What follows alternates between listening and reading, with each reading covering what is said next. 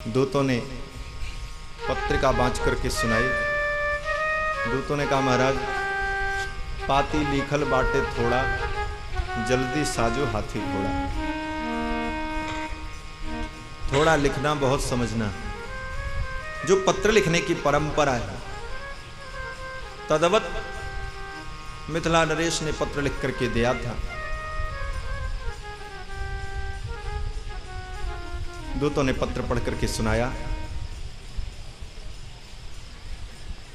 तो श्री दशरथ जी महाराज ने उन दूतों को अपने निकट बैठाया और निकट बैठा करके अपने कुमारों का समाचार पूछा है। मेरे बालक कैसे? श्री दशरथ जी महाराज को आज इतने दिन बाद अपने पुत्रों का कोई समाचार मिला। आज जैसी व्यवस्था तो थी नहीं महाराज, हर 10 मिनट पे फोन से बात करते रहो। आज तो इतनी सुविधाएं हैं। वो युग था, विश्वामित्र बाबा लेकर के गए तो उसके बाद कई महीने बाद आज सूचना मिली है, कहां हैं कैसे हैं। तो बड़े प्रेम से महाराज दशरथ ने दूतों को अपने निकट बैठाया और मधुर मनोहर वाणी में पूछा है। श्री गोस्वामी जी महाराज पंक्ति लिखते हैं कि तब नृपदूत निकट बैठा रे, तब नृपदूत निकट बैठा रे, मधुर मनोहर वचन उचारे, मधुर मनोहर वचन उचारे। भैया कहूँ कुशल दो बारे, भैया कहूँ कुशल दो बारे। तुमनी के निज नयन निहारे, तुमनी के निज नयन निहारे। भैया कहूँ कुशल दो बारे, भैया कहूँ कुशल दो बारे। श्री दशरथ जी महाराज कहते हैं, भैया कहू कुशल दो बारे। ये भैया शब्द अवधि का बड़ा मधुर शब्द है। अवधि भाषा में भैया अपने भाई को भी भैया, कोई अपना सुहृद हो अत्यंत प्रिय उसको भी भैया कहो, भैया का समाचार है। कोई अत्यंत सुहृद आया उसको भी भैया। और माता पिता अपने ज्येष्ठ पुत्र को भी भैया कहते हैं अवधि भाषा में। भैया कहां गए रहे? भैया संबोधन अपने प्रिय के लिए। अत्यंत प्रेम से श्री दशरथ जी महाराज ने पूछा, भैया कहो कुशल दो बारे।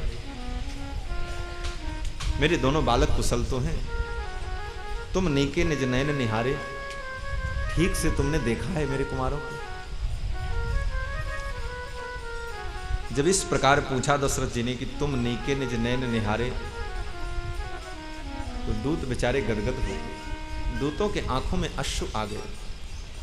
दूतों ने कहा, हाँ महाराज देखा तो है, लेकिन उनको देखने के बाद बड़ी विचित्र स्थिति हो गई। दशरथ जी ने कहा, क्या हुआ? दूत कहते हैं, महाराज आपके बालक ऐसे सलोने हैं, ऐसे मनोहर हैं कि उनको देख लेने के बाद फिर किसी को देखने का मन ही नहीं करता। ये आंखें फिर किसी दूसरे को देखना ही नहीं चाहती। दूत कहते हैं, महाराज देव देखी तब बालक दो, देव देखी तब बालक दो। अब न आंखें तर आवत को, अब न आंखें तर आवत को। दूत कहते महाराज आपके बालकों को देखने के बाद अब किसी को देखने का मन नहीं करता है। आंख किसी को देखना ही नहीं चाहती महाराज। दूतों के मधुर वचन को सुनकर के सभा के सभी लोग प्रेम से परिपूर्ण हो गए। सभा समेत राव अनुरागे, दूतन देन निछावर लागे। सभा में जितने लोग बैठे थे सब प्रेम से परिपूर्ण हो गए और सब लोग उन दूतों को न्यौछावर देने लगे, बख्शीश देने लगे। जब अयोध्यावासी मिथिला के दूतों को, जनकपुर के दूतों को बख्शीश देने लगे तो मिथिला के उन दूतों के आंखों में जल आ गए। वे बेचारे कांपने लगे और अपने नेत्रों को बंद कर लिया। दूत कहते हैं महाराज ऐसी अनीति मत करो। अवधवासी कहते हैं क्यों, आपने इतना सुंदर समाचार सुनाया है, कुछ तो बख्शीश ले लो।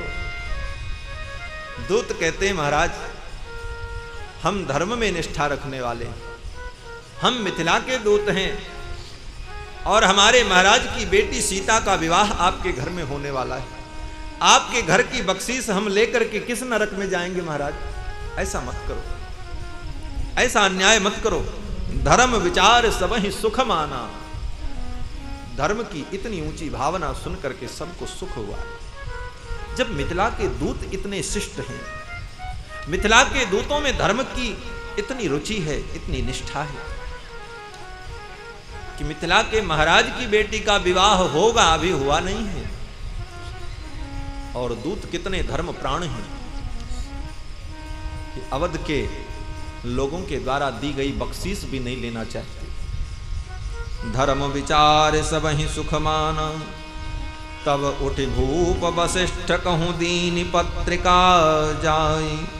कथा सुनाई गुरु ही सब सादर दूत बुलाई।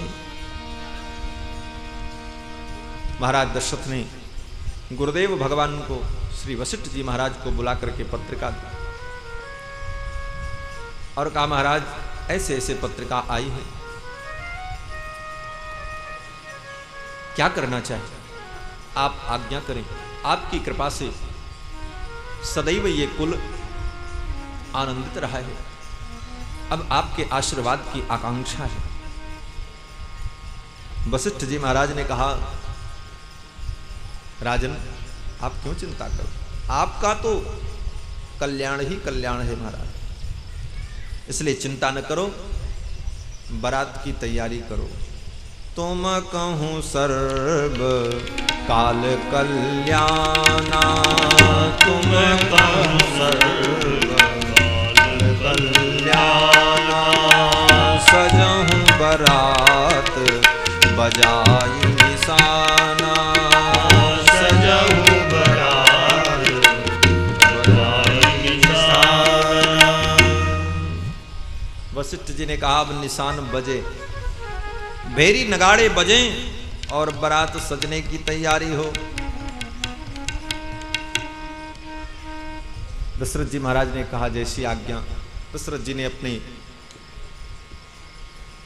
पुत्र श्री भरत को बुलाया और कहा भरत देखो मिथिला से पाती आई है, ऐसे ऐसे चलना है, बारात सजाना, भैया का विवाह होगा। ये शुभ समाचार सुनकर के भरत जी महाराज बहुत आनंदित हुए, कुमार शत्रुघ्न भी बहुत आनंदित हुए और दोनों भाई बारात की तैयारी करने लगे। भूप भरत पुन लिए बुलाई, है गए संतन साजहु जाई।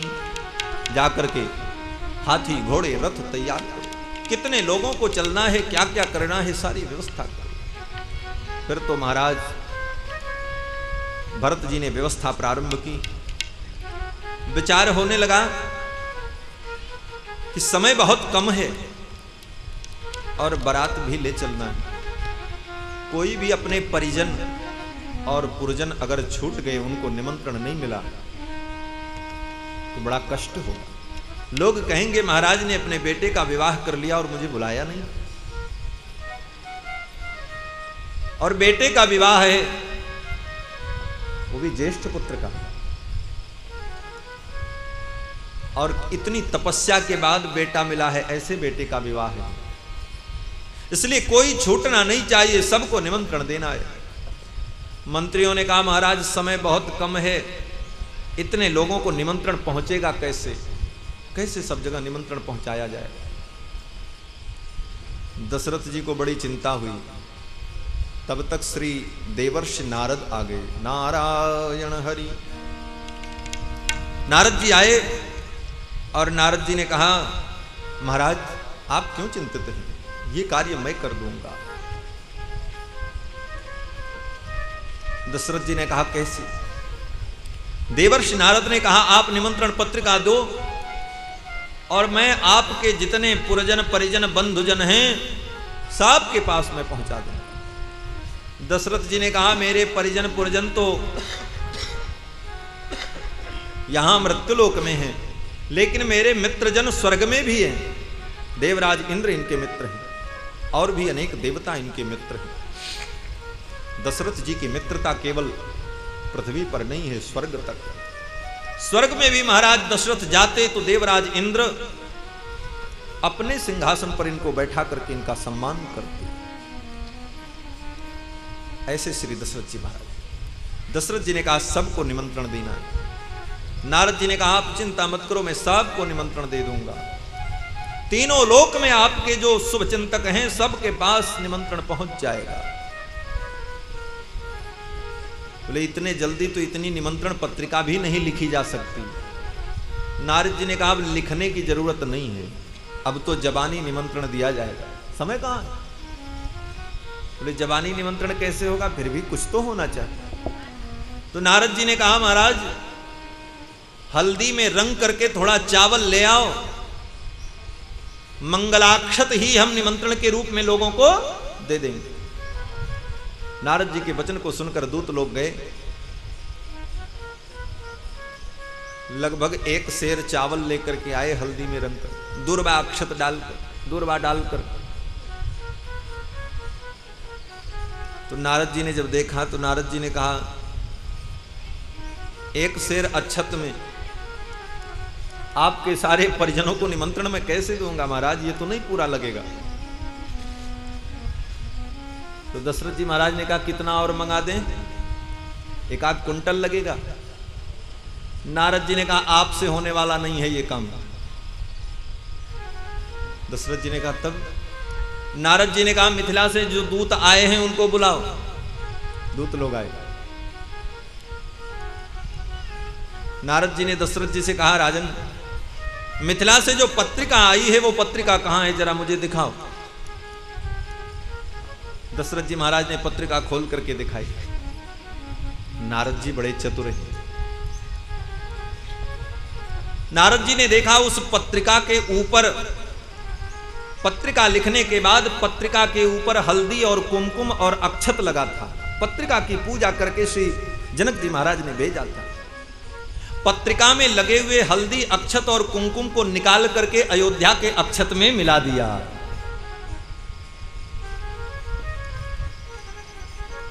दशरथ जी ने कहा, देवर्षि ये क्या लीला है। नारद जी ने कहा, राजन ये अक्षत महालक्ष्मी के यहां से आया है, भगवती के यहां से आया है। ये अक्षत आपके अक्षत में मिल जाएगा तो आपका भंडार कभी खत्म नहीं होगा। मिथिला के उस अक्षत को नारद जी ने मिला दिया और झोली में रख लिया और चल पड़े। मनोवेग से चलने वाले नारद जी महाराज ने कुछ ही क्षणों में भूलोक, भुवरलोक, स्वरलोक, महलोक, जनलोक, तपलोक, सत्यलोक, ब्रह्मलोक तक निमंत्रण बांट दिया महाराज। और नीचे अतल, वितल, सुतल, तलातल, रसातल, पाताल, नीचे के 7 लोकों में भी जो दशरथ जी महाराज के परिचित लोग थे, पुरजन लोग थे, सबको निमंत्रण दिया। नारद जी महाराज जाते, नारद जी को देखते, लोग प्रणाम करते, देवर्षि कैसे आना हुआ। नारद जी कहते, बात करने का समय नहीं है, ये अक्षत लो। लोग पूछते, महाराज ये अक्षत क्यों, कैसे। बोले, अब इसी से पूछो। नारद जी तो गए। लोग सोचते ये क्या है, अक्षत को लेकर के लोग सोचते नारद जी क्यों दिए। इतना सोचते ही वो दिव्य अक्षत, उन दिव्य अक्षतों से वाणी प्रकट होती।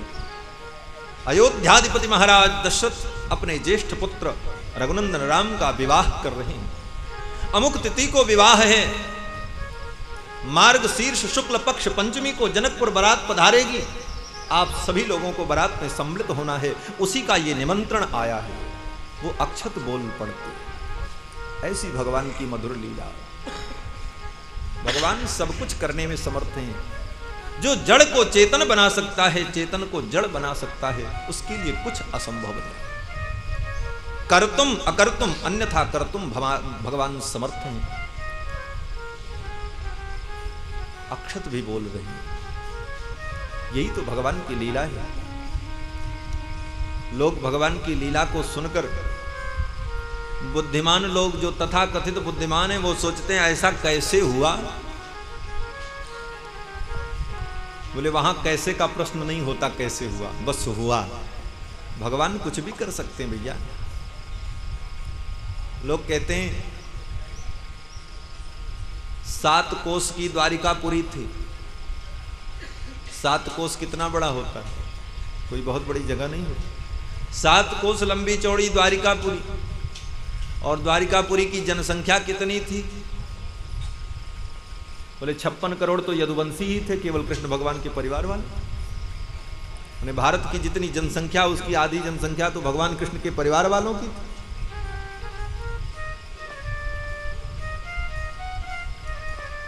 और बाकी नगर में जितने लोग रहे हों उनका तो कोई ठिकाना नहीं। बोले आज पूरे भारत में लगभग 1 अरब की जनसंख्या है, 1 अरब से कुछ ज्यादा। तो इतनी भीड़ है, जहां देखो वहीं भीड़। ट्रेन में चढ़ने जाओ तो वहां भीड़, बैंक में जाओ तो वहां लाइन लगी है। और तो और अगर शमशान घाट पे भी चले जाओ तो मुर्दे को रखकर लोगों को प्रतीक्षा करना पड़ता कि जगह खाली हो तो मैं अपने मुर्दे को जलाऊं। ये दशा है। बोले 56 करोड़ यदुवंशी वो 7 कोस में कैसे रहे? बोले ये नहीं समझ में आएगा। भगवान की लीला है, भगवान क्या कर दें कुछ पता नहीं। एक बार यही प्रश्न मैंने अपने पूज्य स्वामी जी से किया, तो स्वामी जी ने बड़े मधुर शब्दों में और बड़े सरल शब्दों में समझा दिया। पूज्य स्वामी जी ने कहा, देखो भैया, आज का वैज्ञानिक इतना बुद्धिमान है कि इतना बड़ा डिब्बा बना दिया। कौन सा डिब्बा? बोले जिसको टीवी कहते हैं।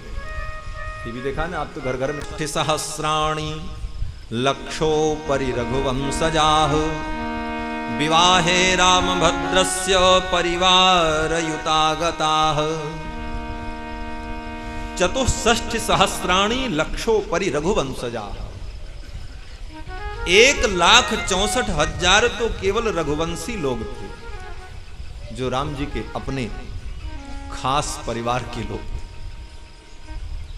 और बाकी कितने बाराती रहे होंगे कौन गिन सकता है। आकाश में भी बारात तैयार है चलने के लिए। आकाश मार्ग से देवता लोग विमानों में बैठ बैठ करके तैयार हैं चलने के लिए। और नीचे के अतल वितल सुताल तलातल रसातल पाताल लोक से जो बारात में सम्मिलित होने के लिए आए, सब आकर के अयोध्या के सरयू में अपने अपने विमान में बैठे हैं जल मार्ग से चलने के। जल मार्ग में, स्थल मार्ग में और अंतरिक्ष मार्ग में, तीनों मार्ग में बारात सज करके खड़ी है चलने के लिए। निशान बजे और बारात प्रस्थान करे। और बारात में चलने वाले लोग बोले सबसे ज्यादा तो सजे धजे राम जी के सखा लोग हैं महाराज। अयोध्या के सखा, राम जी के साथ खेलने वाले बालक लोग। छरे छबीले छैल सब सूर सुजान नवीन, जुग पद चर अवसवार प्रतिजे असि कला प्रवीण।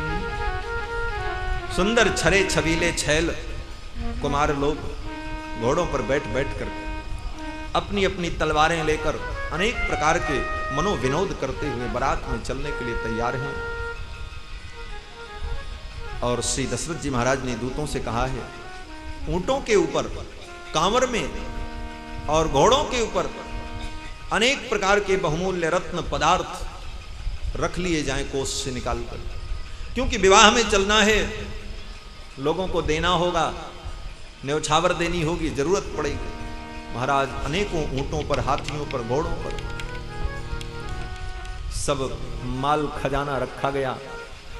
और बारात चलने की तैयारी हुई। एक बात बताएं, मेरे राम जी का जैसा विवाह हुआ ऐसा विवाह किसी का नहीं, भगवान का भी नहीं हुआ। भगवान के विवाह तो बहुत हुए, लेकिन रामावतार में जैसा विवाह हुआ ऐसा विवाह किसी अवतार में नहीं हुआ। और अवतारों में तो विवाह का कोई प्रसंग ही नहीं। आप कहोगे महाराज जी क्या बोलते हैं? बोले सही बोलते हैं। भगवान के कौन कौन से अवतार हैं? बोले मत्स्य अवतार, कच्छपा अवतार। बोले मछली और कछुआ का कोई ब्याह करता है? कौन ब्याह करेगा? कौन पूछेगा महाराज? मत्स्य अवतार, कच्छपा अवतार में ब्याह हुआ नहीं। परशुराम अवतार में परशुराम जी ब्रह्मचारी हैं, उन्होंने विवाह किया ही नहीं।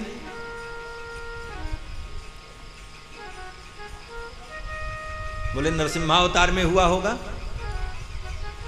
बोले नरसिम्हावतार में कौन कन्या विवाह करेगी? किसकी हिम्मत है जाने की? जो लक्ष्मी जी इनकी पहले से प्रिया हैं वो भी जाने को तैयार नहीं।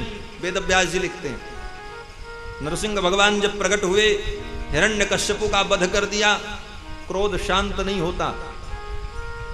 देवता लोग स्तुति करके थक गए। यक्ष, किन्नर, गंधर्व, वेताल, ऋषि, मुनि, ब्रह्मादिक देवता सब लोगों ने स्तुति की, लेकिन भगवान का कोप शांत नहीं हुआ। तो देवताओं ने कहा लक्ष्मी जी को भेजो, इनके जाने पर क्रोध शांत हो जाए।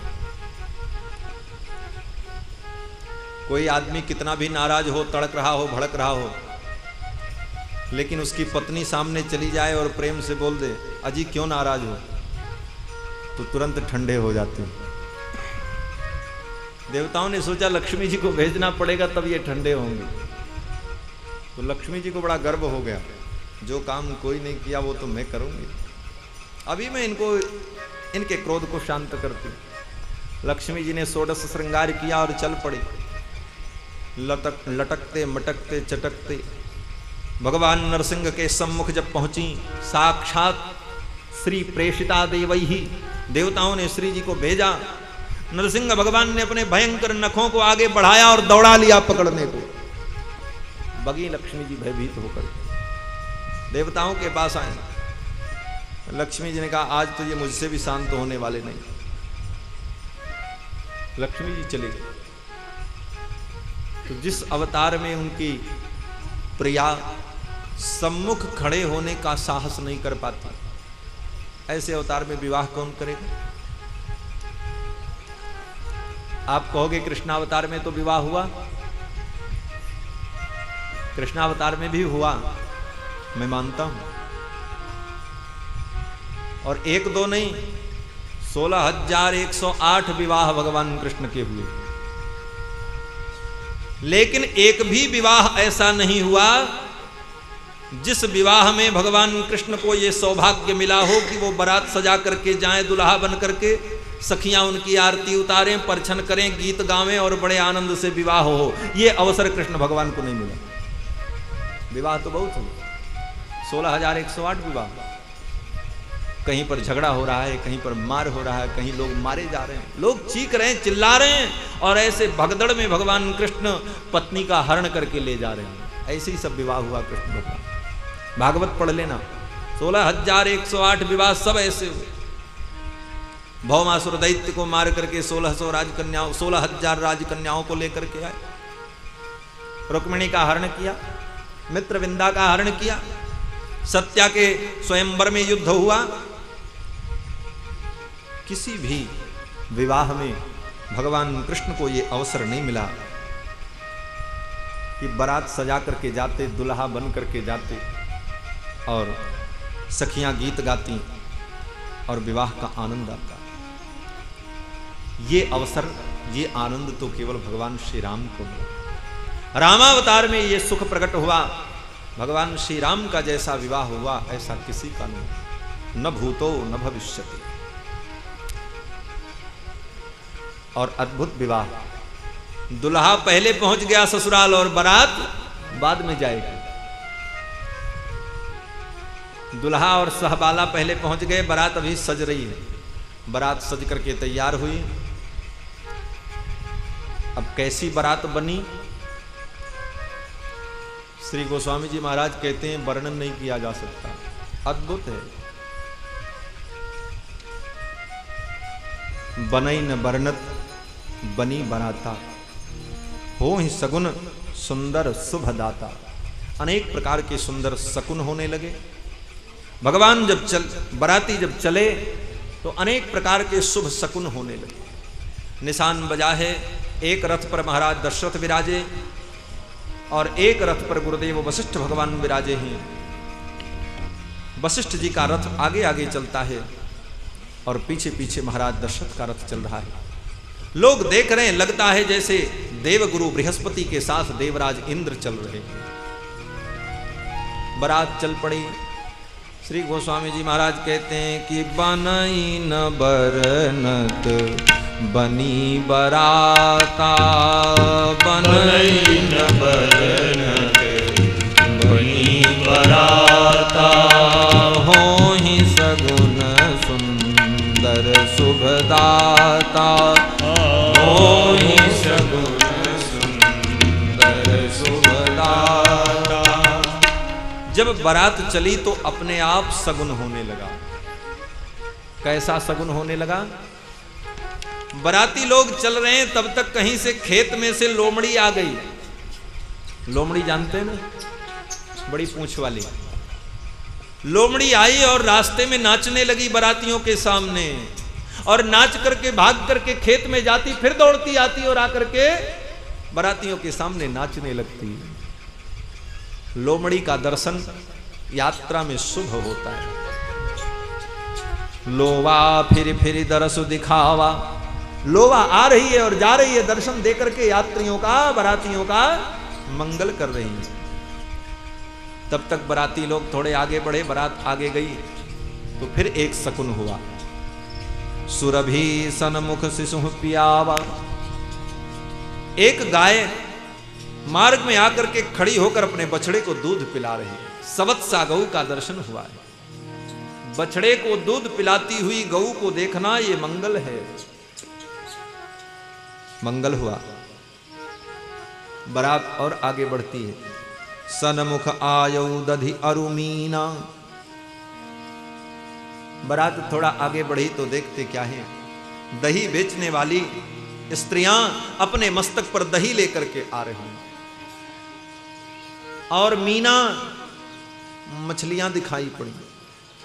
मीन का दर्शन भी मंगल कारक है।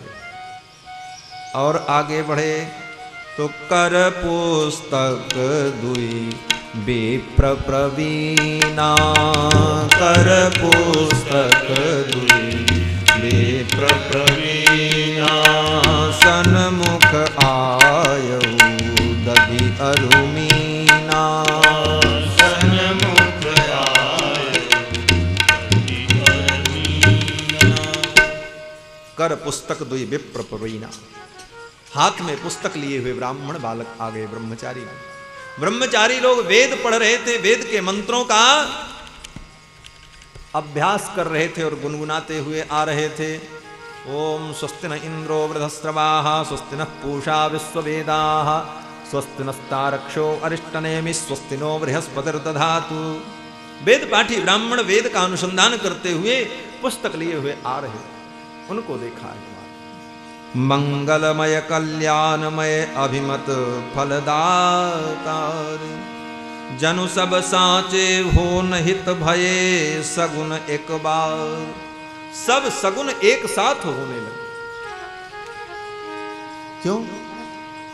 भोले बाबा ये कथा पार्वती जी को सुनाते हुए कहते हैं, देवी जितने सगुन हैं ये सभी शुभ सगुन अपने को चरितार्थ करने के लिए आ गए। आज राम जी के ब्याह का अवसर है, हम चलेंगे, राम जी के विवाह बारातियों के आगे चलेंगे तो हम सार्थक हो जाएंगे, हमारी प्रामाणिकता सिद्ध हो जाएगी, लोग मुझे सगुन के रूप में मानने लग जाएंगे। पहले भी मानते थे, लेकिन तब हम और प्रामाणिक हो जाएंगे और हम सार्थक हो जाएंगे, साचे बन जाएंगे। अपने सगुण स्वरूप को सच करने के लिए, सत्य करने के लिए सगुण स्वयं आए हैं। देखो, भगवान के पास जाकर के ही कोई वस्तु, कोई व्यक्ति, कोई विद्या, कोई पदार्थ, कोई विषय, कोई वाणी भगवान में ही पहुंच करके सार्थक होती है, अन्यत्र निरर्थक होती है। किसी भी वस्तु की सार्थकता भगवान में है। आप प्रेम करते हो, अच्छी बात है, लेकिन प्रेम संसार से करोगे तो वो प्रेम निरर्थक है, और वो प्रेम परमात्मा से हो तो सार्थक है। आप शत्रुता करो संसार से, वो निरर्थक है, लेकिन शत्रुता भी अगर भगवान से करो तो सार्थक है, कल्याण हो जाए। लोभ दुर्गुण है, लेकिन वो संसार में हो तो व्यर्थ है, परमात्मा में हो जाए तो कल्याणप्रद है। कोई भी वस्तु, कोई भी पदार्थ परमात्मा में पहुंच करके ही सार्थक होता है। ये सारे सगुण सार्थक होने के लिए भगवान के विवाह में सम्मिलित हुए। भगवान के बरातियों को, राम जी के विवाह में बरातियों को सगुन की अपेक्षा नहीं है, लेकिन सगुन को इस अवसर की अपेक्षा है। इस अवसर में पहुंचकर हम सार्थक हो जाएं। श्री वेदव्यास जी महाराज भागवत में भी लिखते हैं कि जब समुद्र मंथन हुआ, समुद्र से लक्ष्मी जी प्रकट हुई। भगवान दूर एक पीपल के वृक्ष के नीचे बैठे थे। लक्ष्मी जी अपने कर कमल में बरमाला लेकर के चली। सभी देवता, ऋषि मुनि, असुर पंक्तिबद्ध खड़े थे। सब सोच रहे थे ये देवी मेरे गले में बरमाला डाल देती तो कितना अच्छा होता, लेकिन लक्ष्मी जी ने किसी के गले में बरमाला नहीं डाली। देखा, देवराज इंद्र खड़े थे। लक्ष्मी जी ने सोचा ठीक तो हैं, राजा हैं, लेकिन इनका संग ठीक नहीं है, इनके साथी बराती अच्छे नहीं है, ऐसे व्यक्ति से विवाह नहीं करना। आगे बढ़ गए। भोले बाबा खड़े थे, शंकर जी, ये तो बड़े अच्छे हैं, तपस्वी हैं, लेकिन नशील मंगलम, इनके अंदर सील नहीं है और मंगल नहीं है, इनका वेश ही अमंगल है। आगे बढ़ गए। मार्कंडे जी को देखो, लोमस जी को देखो, ये तो बड़े बड़े महर्षि हैं महाराज, लेकिन इनका स्वरूप ठीक नहीं है। आगे बढ़े। शुक्राचार्य खड़े थे, बोले ये तो बहुत अच्छे हैं, ज्ञानी हैं, बोले न संग वर्जितम, इनका साथ ठीक नहीं है, राक्षसों के गुरु हैं। अब जितना गुण लक्ष्मी जी खोज रही थी वो किसी में नहीं दिख रहा था। तो वेदव्यास जी कहते हैं कि बब्रे वरम सर्वगुणैरपेक्षितम रमा मुकुंदम निरपेक्षमीप्सितम। बब्रे वरम सर्वगुणैः अपेक्षितम, इस शब्द की व्याख्या बताने के लिए मैंने प्रसंगांतर किया। वेदव्यास जी कहते हैं कि लक्ष्मी जी ने भगवान का वर्ण किया। कैसे भगवान का वर्ण किया? बोले जिन गुणों को लक्ष्मी जी खोज रही थी वो गुण भगवान में थे, इसलिए। बोले ना ना, बब्रे वरम सर्वगुणैः अपेक्षितम, सारे गुण जिस परमात्मा की अपेक्षा करते हैं ऐसे परमात्मा का वर्ण किया। भगवान को गुणों की अपेक्षा नहीं है, अपितु गुण भगवान की अपेक्षा करते हैं। हम गुणों की अपेक्षा करते हैं, हमें ज्ञान मिल जाए, हमें विद्या मिल जाए, हमें बुद्धि मिल जाए, हमें बल मिल जाए, हमें धन मिल जाए, हम सुंदर हो जाएं, हमको इन गुणों की अपेक्षा है। और ये गुण, बोले ये गुण भगवान की अपेक्षा करते हैं कि मुझे अवसर मिल जाए और मैं भगवान में समाहित हो जाऊं तो मैं भी धन्य हो जाऊं। ब्रब्रे गुणै, समस्त गुणों के द्वारा जो अपेक्षित है। बब्रे वरम सर्वगुणैरपेक्षितम रमा मुकुंदम निरपेक्षमीप्सितम। और भगवान कैसे? बोले भगवान इन गुणों से निरपेक्ष हैं, उनको गुणों की अपेक्षा नहीं। निरपेक्षमीप्सितम, गुण उनकी अपेक्षा कर रहे हैं और भगवान उनसे निरपेक्ष हैं। कहने का तात्पर्य कि भगवान में ही सारे सद्गुण, सारी वस्तुएं जाकर के सार्थकता को प्राप्त हो। आज उसी प्रकार से सारे मंगल राम जी के विवाह में सम्मिलित होकर के अपने को धन्य बनाने के लिए आ गए। अनेक प्रकार के मंगल होने लगे। मंगल सगुन सुगम सब ताके, सगुन ब्रह्म सुंदर सुत जाके। जिनके पुत्र सगुण ब्रह्म हो उनको मंगल की कमी हो। यहां तो मंगल ही मंगल है। मंगल भवन अमंगल हारी जब प्रकट हैं तो मंगल की क्या कमी है महाराज। अद्भुत मंगल हुआ है। बराती चल पड़े। अनेक प्रकार के हाव भाव, विलास विलसती, विनोद परिहास पूर्वक बराती लोग चल रहे हैं। जनक जी को सूचना मिली है कि अयोध्या से बारात चल चुकी है।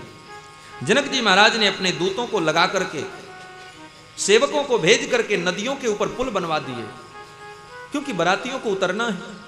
अभी वर्षा ऋतु बीती है। वर्षा ऋतु के बाद ही तो विवाह का अवसर आ गया। वर्षा में पुल टूट गए होंगे, आने वाले बरातियों को कष्ट होगा। आवत जानी भानुकुल केतु, सरितन जनक बंधाये सेतु। सरितों के ऊपर, नदियों के ऊपर जनक जी महाराज ने सेतु बंधाया, पुल बनवा दिया। बराती लोग चले हैं महाराज और आनंद पूर्वक बहुत अल्प समय में बराती लोग मिथिला पहुंचे। जनक जी को समाचार मिला कि बारात नगर के सन्निकट आ गई है। अपने गुरुजन परिजन को लेकर, बंधुजनों को लेकर जनक जी महाराज स्वागत करने के लिए आए हैं और स्वागत किया। और स्वागत करने के बाद करी पूजा मान्यता बढ़ाई, जनवासे कहूँ चले लवाई। जनवासे में लेकर के चले हैं। अति सुंदर दीन हो जनवासा, जहाँ सब कहूँ सब भांति सुपासा। जहाँ सब प्रकार की सुंदर व्यवस्थाएं थीं, वहाँ ठहरने की सबकी उचित व्यवस्था की। लेकिन इतने बरातियों को देख करके जनक जी थोड़ा व्याकुल हो गए। व्याकुल क्यों हुए? जनक जी सोचने लगे, इतनी बड़ी बारात की सेवा मैं कैसे कर पाऊंगा। पूरी मिथिलापुरी अगर मैं बेच दूंगा और उसके बदले में घास और भूसा मंगाऊंगा तो अयोध्या से आए हुए जो हाथी घोड़ा हैं उनको घास भी पूरा नहीं होगा। इतनी बड़ी बारात, बारात में आए हुए जो हाथी घोड़ा हैं उनको चारा भी पूरा नहीं होगा। पूरी मिथिला अगर बेच दी जाए, इतनी बड़ी बारात। जनक जी महाराज सोचने लगे, अब क्या करें, कैसे सेवा करें। जनक जी के भाव को श्री जानकी जी ने जान लिया। जानकी जी साक्षात जगदम्बा है। अष्ट सिद्धि और 9 निधियां इनकी दासी हैं। ये तो किसी को आशीर्वाद दे दें तो अष्ट सिद्धि और 9 निधि मिल जाए। हनुमान जी को आशीर्वाद दे दिया तो हनुमान जी को 8 सिद्धियां 9 निधियां मिल गईं। और फिर हनुमान जी महाराज वो सिद्धियां सबको बांटनी। तो श्री जानकी जी ने बरातियों का स्वागत करने के लिए स्वयं अपनी महिमा को प्रकट किया। श्री गोस्वामी जी महाराज कहते हैं कि जानी सिय बरातपुर आई, जानी सिय बरातपुर आई। कछु निज महिमा प्रगट जनाई, कछु निज महिमा प्रगट जनाई। हृदय सुमेरी सब सिद्धि बोलाई, हृदय सुमेरी सब सिद्धि बोलाई। भूप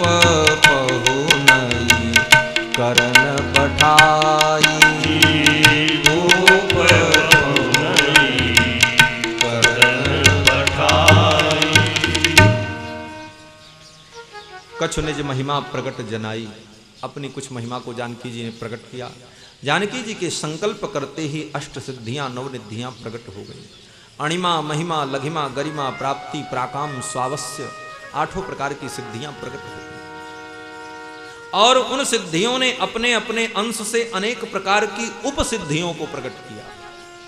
फिर उपसिद्धियों ने अपने अंश से अनेक प्रकार की औपसिद्धियों को प्रकट किया। और अनेक प्रकार की सिद्धियां बरातियों की सेवा में लग गई। अब कैसी सेवा हो रही महाराज? बोले ऐसी अद्भुत सेवा हुई बरातियों की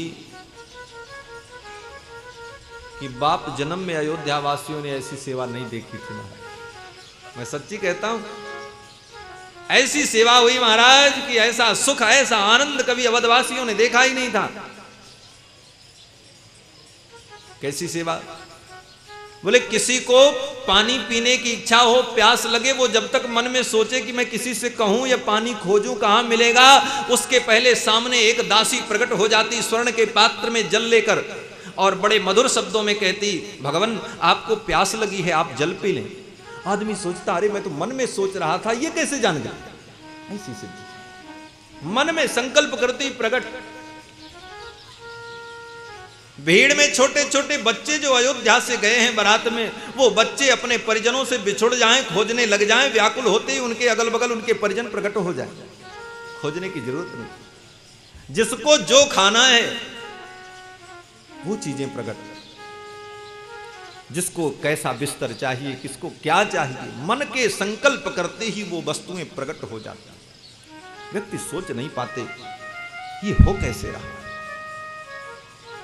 इस महिमा को कोई समझ नहीं पाया।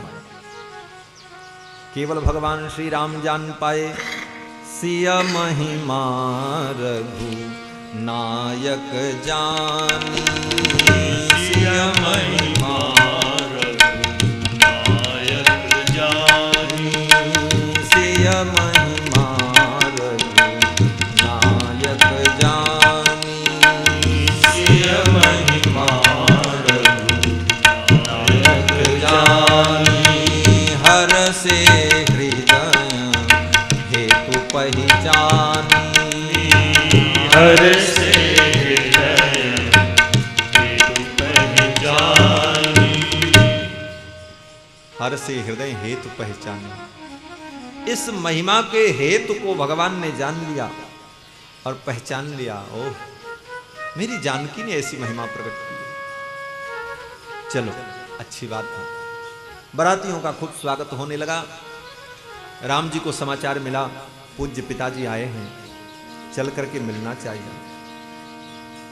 लेकिन गुरुदेव के साथ हैं, विश्वामित्र जी के साथ। विश्वामित्र जी की अनुमति के बिना अपने पिता से कैसे मिल सकते? पिताजी ने सौंप दिया है इनको। अब तो विश्वामित्र जी ही पिता माता सब हैं, इनकी आज्ञा के बिना दशरथ जी से भी नहीं मिल सकते राम जी। मन तो करता है पिताजी से मिल लें, प्रणाम करें, लेकिन संकोच है गुरुदेव भगवान की अनुमति मिले तब मैं जाऊं। पितु आगमन सुनत दो भाई, हृदय न अति आनंद अमाई। सकुचन कही न सकत गुरु पाही, पितु दर्शन लालच मन माही। संकोच में दोनों भाई गुरुदेव भगवान से नहीं कह पा रहे हैं और दर्शन की इच्छा है। मन के भाव को विश्वामित्र जी जान गए और विश्वामित्र जी ने कहा चलो चलते हैं।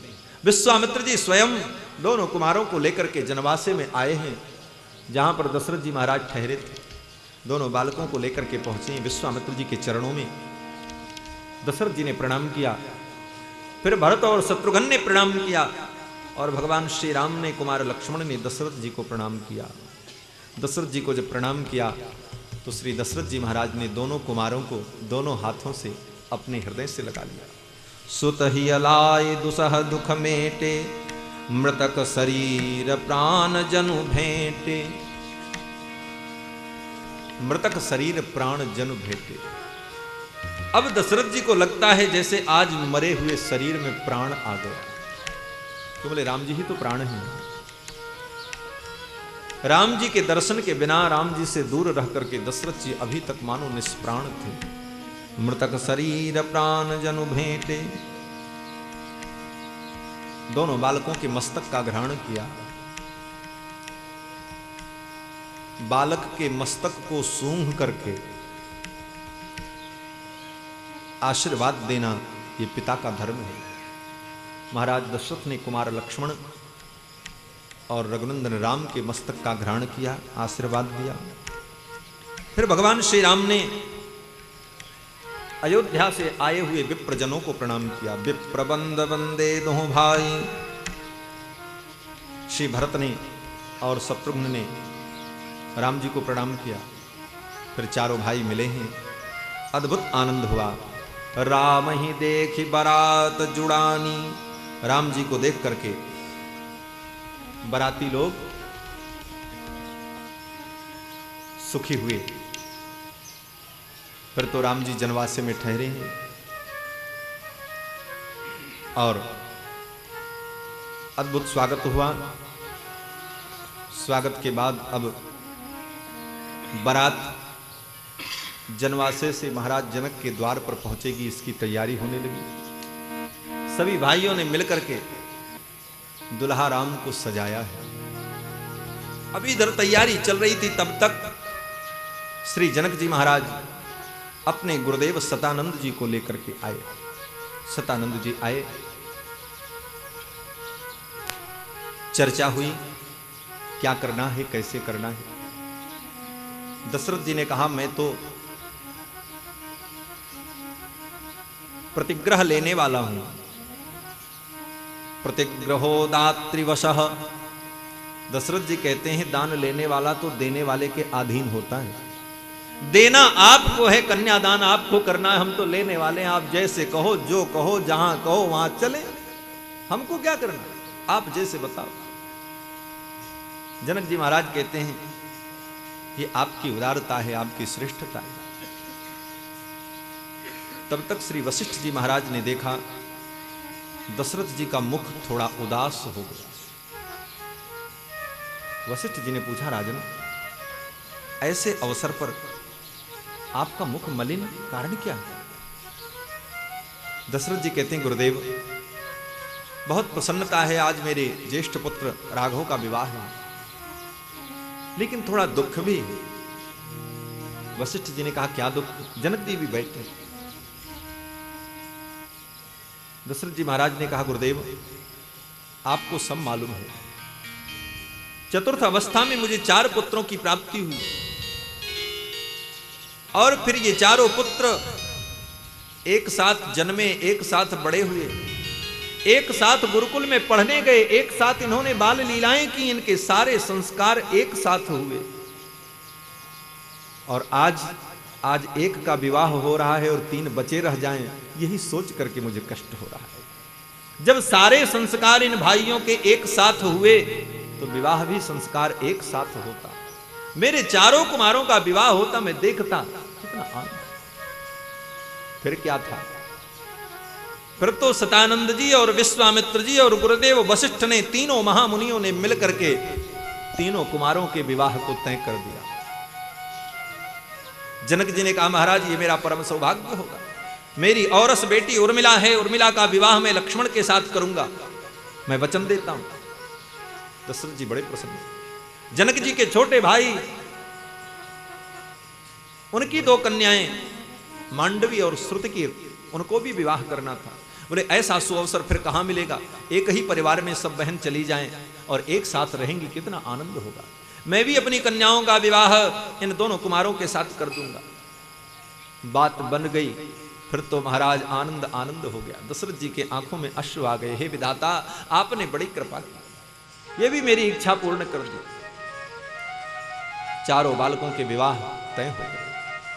अब तो महाराज जनकपुर में अद्भुत आनंद। मंडप का निर्माण हुआ, सारी साज सज्जाएं हुई, चारों दुल्हा सरकार सज करके चले। चारों दुल्हा घोड़े पर बैठ करके चल रहे हैं। बारात जब चली जनवासे से जनक जी के द्वार पर पहुंची तो जनक जी के द्वार पर सखियां मंगल आरती लेकर के खड़ी हैं दुल्हा की आरती उतारने के लिए। तो सखियों ने दुल्हा सरकार की आरती उतारी है। दुल्हा सरकार चारों दुल्हा द्वार पर आए हैं, सखियां आरती उतार रही हैं और बड़े मधुर शब्दों में गा रही हैं। सखी हे आरती उतारूं रघुनंदन दुल्हा के, सखी हे आरती उतारूं रघुनंदन दुल्हा के, सखी हे आरती उतारूं रघुनंदन दुल्हा के, सखी हे आरती नंदन दुल्हा के। हीरा के हार लौटलर मोती है, हीरा के हार लौटलर मोती है, हीरा के हार मोरलर मोती है, हीरा के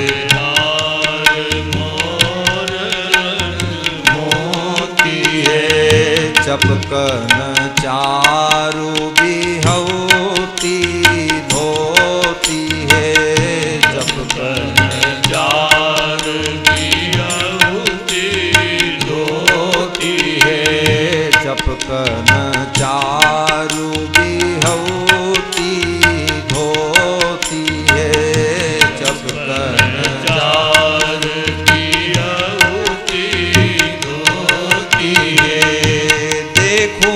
चरण महावर कर कंगन दुल्हा के, देखूं चरण महावर कर कंगन दुल्हा के, सखी हे आरती उतारूं रघुनंदन दुल्हा के, सखी हे आरती उतारूं रघुनंदन दुल्हा के, सखी हे आरती उतारूं रघुनंदन दुल्हा के, सखी हे आरती उतारूं रघुनंदन दुल्हा के।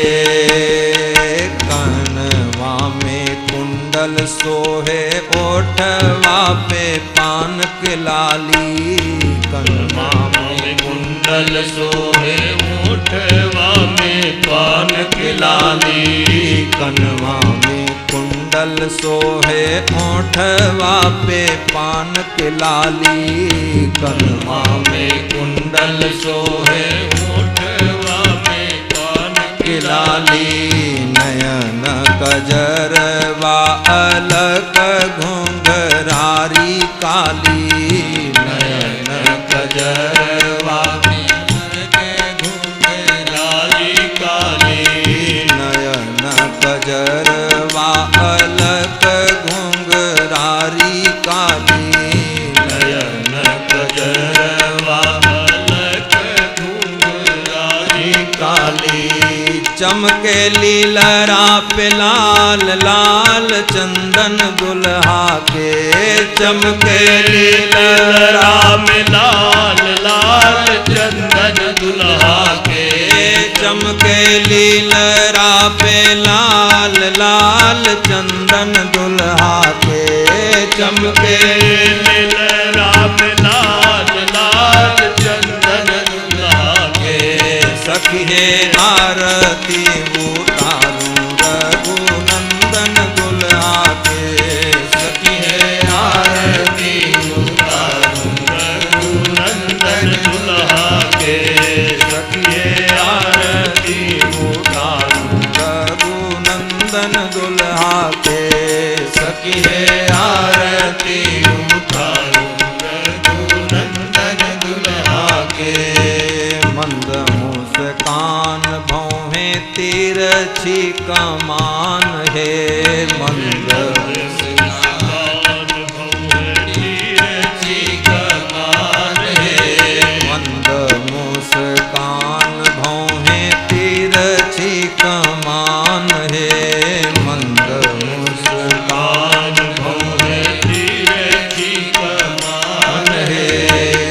जाकी कोई उपमान सकल जहान है, जाकी कोई उपमान सकल जहान है, जाकी कोई उपमान सकल जहान है, जाकी कोई उपमान सकल जहान है।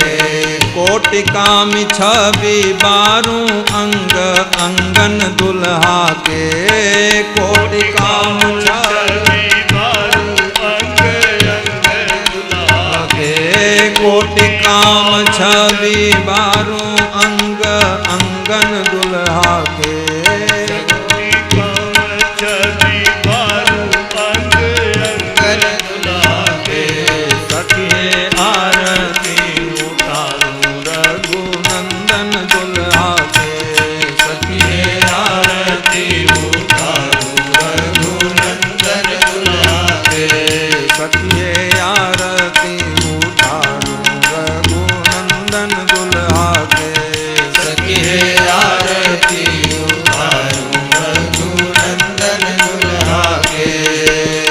धन्य धन्य मिथिला के सुकृत महान है, धन्य धन्य मिथिला के सुकृत महान है, धन्य धन्य मिथिला के सुकृत महान है, धन्य धन्य मिथिला के सुकृत महान है।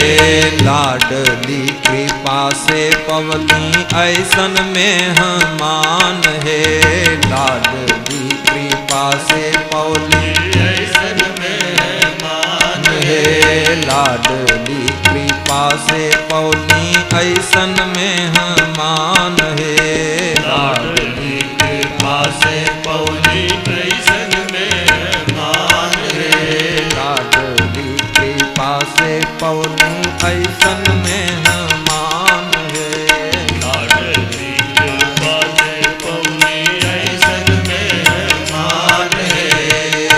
ऐसन बांधो नाही खोले गांठ बंधन दुल्हा के, ऐसन बांधो नाही खोले गांठ बंधन दुल्हा के, सखिए आरती उतारूं रघुनंदन दुल्हा के, सखिए आरती उतारूं रघुनंदन दुल्हा के, सखिए आरती उतारूं रघुनंदन दुल्हा के, सखिए आरती उतारूं रघुनंदन दुल्हा के, सखिए आरती उतारूं।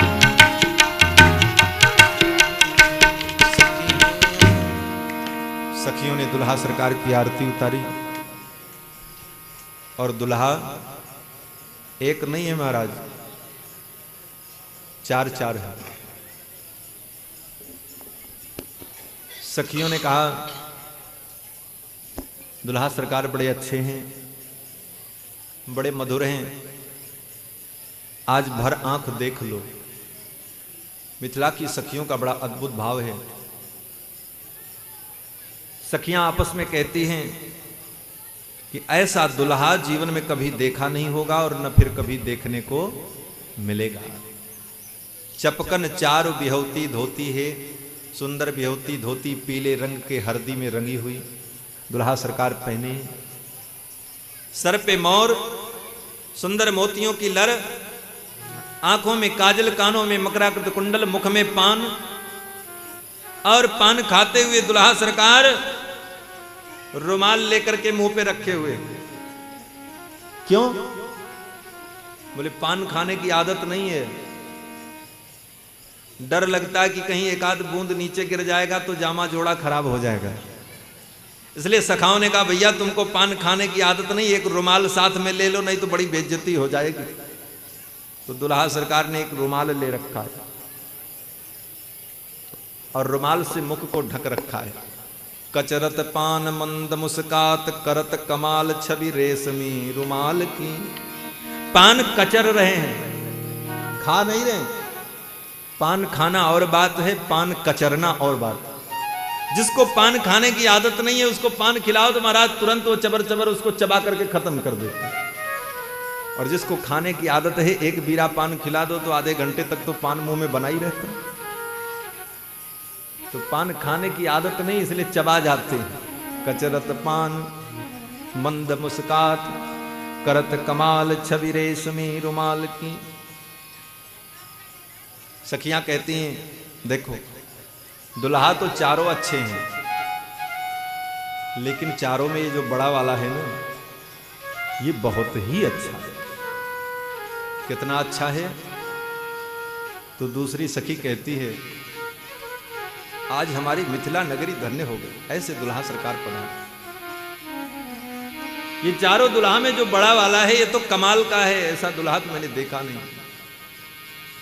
सखी कहती है कि आज मिथिला नगरी यानी हाल सखिया, आज मिथिला नगरी यानी हाल सखिया, चारों दुल्हा में बड़का कमाल सखिया, चारों दुल्हा में बड़का कमाल सखिया, आज मिथिला नगरी निहाल सखिया, आज मिथिला नगरिया निहाल सखिया, चारों दुल्हा में बड़का कमाल सखिया, चारों दुल्हा में बड़का कमाल सखिया, चारों दुल्हा में बड़का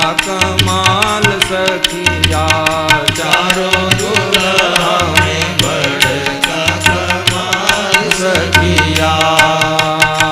माथे मणि मौरिया कुंडल सोहे कनमा, माथे मणि मौरिया कुंडल सोहे कनमा, माथे मणि मौरिया कुंडल सोहे कनमा, माथे मणि मौरिया कुंडल सोहे कनमा, कारे कारे कजरा रे जुलमी नयनमा, कारे कारे कजरा रे जुलमी नयनमा, कारे कारे कजरा रे जुलमी नयनमा, कारे कारे कजरा रे जुलमी नयनमा, लाल लाल चानन सोहे भाल सखिया,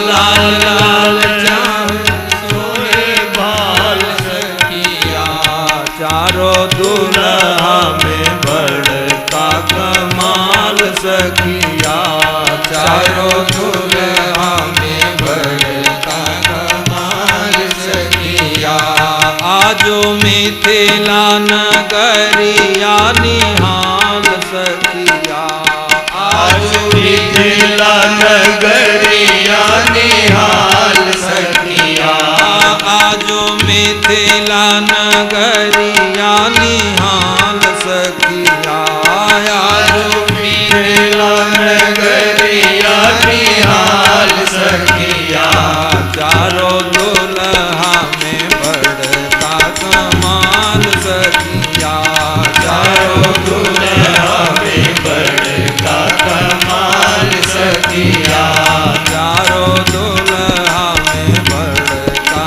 कमाल सखिया, चारों दुल्हा में बड़का कमाल सखिया। सांवर सांवर गोरे गोरे जोड़िया जहान है, सांवर सांवर गोरे गोरे जोड़िया जहान है, सांवर सांवर गोरे गोरे जोड़िया जहान है, सांवर सांवर गोरे गोरे जोड़िया जहान है, आँखिया न देखलस सुनलस न कान है, आँखिया न देखलस सुनलस न कान है, आँखिया न सन कान है। अखियाँ न देखलस सुनलस न कान है। जोग जोग जोड़ी जिए बेमिसाल सखिया। जुग जुग जोड़ी जिए बेमिसाल सखिया। चारों दुल्हा में बड़का कमाल सखिया। चारों दुल्हा में बड़का कमाल सखिया। चारों दुल्हा में बड़का कमाल सखिया। चारों दुल्हा में बड़का कमाल सखिया। आजो मिथिला नगरिया निहाल सखिया। आज मिथिला नगरिया निहाल सखिया। आजो मिथिला नगरिया निहाल सखिया। आज मिथिला नगरिया निहाल सखिया। चारों दुल्हा में बड़का कमाल सखिया। चारों दुल्हा में बड़का कमाल सखिया। चारों दुल्हा में बड़का कमाल सखिया। चारों दुल्हा में बड़का कमाल सखिया। गगन मगन आजो मगन धरतिया। गगन मगन आज मगन धरतिया। गगन मगन आजो मगन धरतिया। गगन मगन आज मगन धरतिया। देखी देखी दूल्हा के सांवरी सूरतिया। देखी देखी दुल्हा की सांवरी सूरतिया। देखी देखी दूल्हा के सांवरी सूरतिया। देखी देखी दुल्हा की सांवरी सूरतिया। बाल वृद्ध नर नारी सब बेहाल सखिया। बाल वृद्ध नर नारी सब बेहाल सखिया। बाल वृद्ध नर नारी सब बेहाल सखिया। बाल वृद्ध नर नारी सब बेहाल सखिया। चारों दुल्हा में बड़का कमाल सखिया। चारों दुल्हा में बड़का कमाल सखिया। चारों दुल्हा में बड़का कमाल सखिया। चारों दुल्हा में बड़का कमाल सखिया। आजो मिथिला नगरिया निहाल सखिया। आज मिथिला नगरिया निहाल सखिया। आजो मिथिला नगरिया निहाल सखिया। आज मिथिला नगरिया निहाल सखिया। चारों दुल्हा में बड़का कमाल सखिया। चारों दुल्हा में बड़का कमाल सखिया। चारों दुल्हा में बड़का कमाल सखिया। चारों दुल्हा में बड़का कमाल सखिया।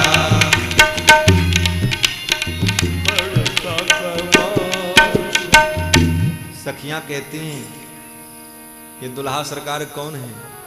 परब्रह्म परमात्मा सच्चिदानंद आज मिथिला में दुल्हा बन करके आए हैं। कौन है? बोले जिनके लिए बड़े बड़े जोगी मुनि महात्मा लोग समाधि लगाते हैं, ध्यान करते हैं, अनेक प्रकार के यत्न करते हैं, ऐसे परब्रह्म परमात्मा दुल्हा बन करके आए हैं। सखियां कहती हैं कि जिनका लागी जोगी मुनि जप तप कैलन, जिनका लागी जोगी मुनि जप तप कैलन, जिनका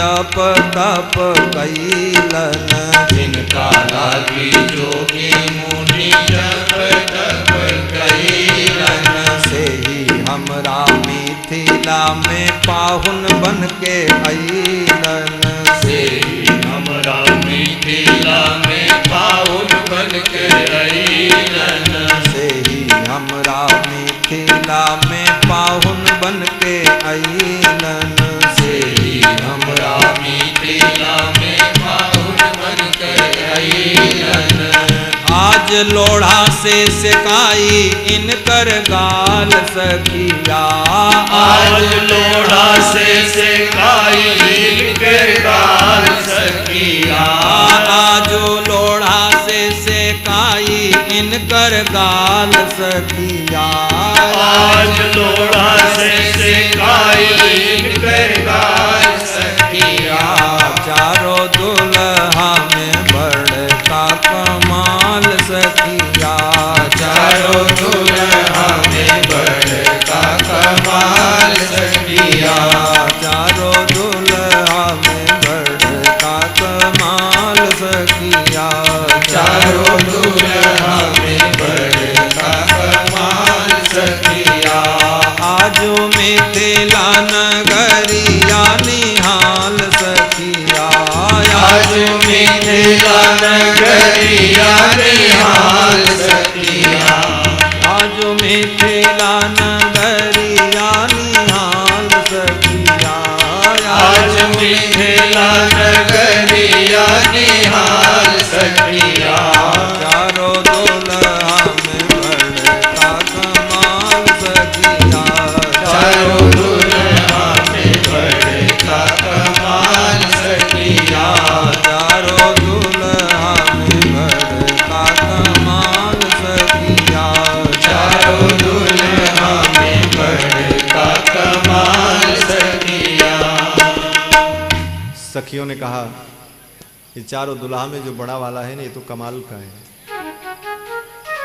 इसके लिए तो बड़े बड़े जोगी लोग तपस्या करते हैं। जिनका लागी जोगी मुनि जप तप कैलन, भोजपुरी में है। जिनका लागी जोगी मुनि जप तप कैलन, से ही हमरा मिथिला में दुल्हा बन के अइलन। वही सरकार दुल्हा बनकर के हमारे मिथिला में आए, तो क्या करेंगे? इनकी सेवा करेंगे। बोले इनकी सेवा तो आज विधिवत होगी। सखियां कहती हैं ऐसे परब्रह्म परमात्मा के गाल को हम लोग लोढ़ा से सेकेंगे। लोढ़ा जानते हैं ना, वो पीसने वाला, वो पत्थर पर जो पीसते हैं, घर में होता है लोढ़ा, बट्टा क्या बोलते हैं, लोढ़ा बोलते हैं। सखियां कहती हैं आज लोढ़ा को आरती की बत्ती में गर्म करके और दुल्हा के मुंह पर घुमा करके गाल पे छुआएंगे। आज लोढ़ा से सिकाई इनकर गाल सखिया, चारों दुल्हा में बड़का कमाल सखिया। ये चारों दुल्हा में बड़ा वाला बहुत कमाल का है। दूसरी सखी ने कहा कितने कमाल के हैं? तो सखी कहती है देखी नहीं जग में सुभायमान, जैसा सीलवान यह सांवरो सलोना है। जाति और हेरत है बिहस कर एक बार, ताही भूल जात खान पान निस सोना है। लोक कुल कानि कर्म धर्म सब छूट जात, मिथिला निवासिन कर काह अब होना है। सांवरे की आँखिन में क्या जाने सुजान सिंह, जादू है कि मंत्र है कि मूठ है कि टोना है। इसकी आंखों में क्या टोना है? ये जिसको एक बार देख लेता है उसको अपना बना लेता है। सखियों ने कहा ये तो बड़ा गजब का है। अभी तो दुल्हा की आरती हो रही थी, तब तक समधी जी दिख गए। समधी जी महाराज दशरथ जी हाथी पर बैठ करके चल रहे थे। अरे भाई चक्रवर्ती सम्राट हैं, 4-4 बेटे को ब्याह करने जा रहे हैं महाराज, 4-4 बेटों को ब्याहने जा रहे हैं, तो हाथी पर बैठे महाराज बड़े शान से। आज मेरे बेटों का ब्याह है। समधी जी को जब सखियों ने देखा तो सखियों ने कहा थोड़ी खरी खोटी समधी जी को भी सुना देते हैं, समधी जी को भी थोड़ा सुना दें। तो सखियों ने बारातियों का स्वागत किया। अभी तो दुल्हा का स्वागत था, क्योंकि दुल्हा का तो स्पेशल स्वागत था, बारातियों का थोड़ा साइड से। तो सखियां अब बारातियों का स्वागत कर रही हैं। सखियां कहती हैं कि सखी द्वारे लगी बरियात, सजन को स्वागत करो। सखी द्वारे लगी बरियात, सजन का स्वागत करो। सखी द्वारे लगी बरियात, सजन को स्वागत करो। सखी द्वारे लगी बरियात, सजन को स्वागत करो। दुल्हा क्यों गोरे दीखत, दुल्हा क्यों गोरे दीखत, दुल्हा क्यों गोरे दीखत, दुल्हा क्यों गोरे दीखत, क्यों श्यामल गात, सजन को स्वागत करो। हाँ क्यों श्यामल गात, सजन को स्वागत करो। सखी द्वारे लगी बरियात, सजन को स्वागत करो। सखी द्वारे लगी बरियात, सजन को स्वागत करो। सखी द्वारे लगी बरियात, सजन को स्वागत करो। सखी द्वारे लगी बरियात, सजन को स्वागत करो। लगी बरियात, सजन को स्वागत करो। सखी द्वारे लगी बरियात, सजन को स्वागत करो। समधिन श्याम रंग रतिमानी, समधिन श्याम रंग रतिमानी, समधिन श्याम रंग रतिमानी, समधिन श्याम रंग रतिमानी। ए अचरज की बात, सजन को स्वागत करो। हाय अचरज की बात, सजन को स्वागत करो। हाँ ए अचरज की बात, सजन को स्वागत करो। हाँ अचरज की बात, सजन को स्वागत करो। सखी द्वारे लगी बरियात, सजन को स्वागत करो। सखी द्वारे लगी बरियात, सजन को स्वागत करो। समधिन की करतूत समधी जी सुन रहे हैं दशरथ जी महाराज। दशरथ जी हंसने लगे सखियों के वचन को सुनकर। हाथी पर बैठे थे, जब मुस्कुराने लगे तो सखियों ने क्या कहा कि समधिन की करतूत सुनत हैं, समधिन की करतूत सुनत है, समधिन की करतूत सुनत हैं, समधिन की करतूत सुनत है। तब हूँ नाही लजात, सजन को स्वागत करो। हाँ तब हूँ नाही लजात, सजन को स्वागत करो। हाँ तब हूँ नाही लजात, सजन को स्वागत करो। हाँ तब हूँ नाही लजात, सजन को स्वागत करो। सखी द्वारे लगी बरियात, सजन को स्वागत करो। सखी द्वारे लगी बरियात, सजन को स्वागत करो। समधी जी हाथी पर बैठे, समधी जी हाथी पर बैठे, समधी जी हाथी पर बैठे, समधी जी हाथी पर बैठे। फेरे मूछ पे हाथ, सजन को स्वागत करो।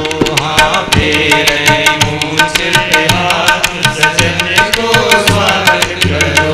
सखी द्वारे लगी बरियात, सजन को स्वागत करो। सखी द्वारे लगी बरियात, सजन को स्वागत करो।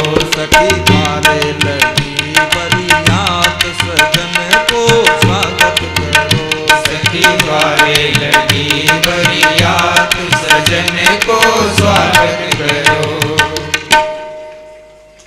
सखी ने कहा, देखो समधी जी को, समधिन की करतूत सुनत हैं तबहु नाही लजात, फिर भी लज्जा नहीं आती। दूसरी सखी ने कहा, देखो कितने निर्लज्ज हैं, समधी जी हाथी पर बैठे, हाथी पे बैठे हैं और कर क्या रहे हैं? बोले फेरे मूछ पे हाथ, बार बार अपनी मूछों पर हाथ फेर रहे हैं। क्यों? बोले 4-4 बेटों का ब्याह करने जा रहे हैं, शाम से जा रहे हैं जी। तो तीसरी सखी ने कहा, इनको लाज क्यों नहीं आती ये बताओ। तो सखी कहती है कि बात ऐसी है ना कि जब ये अयोध्या से चले थे तो अपनी लाज और शर्म को इन्होंने बेच दिया था। दूसरी ने कहा, बेच दिया था? बोले हाँ बेच दिया था, चाहे गिरवी रख दिया हो, कुछ तो जरूर किया है। सखी कहती है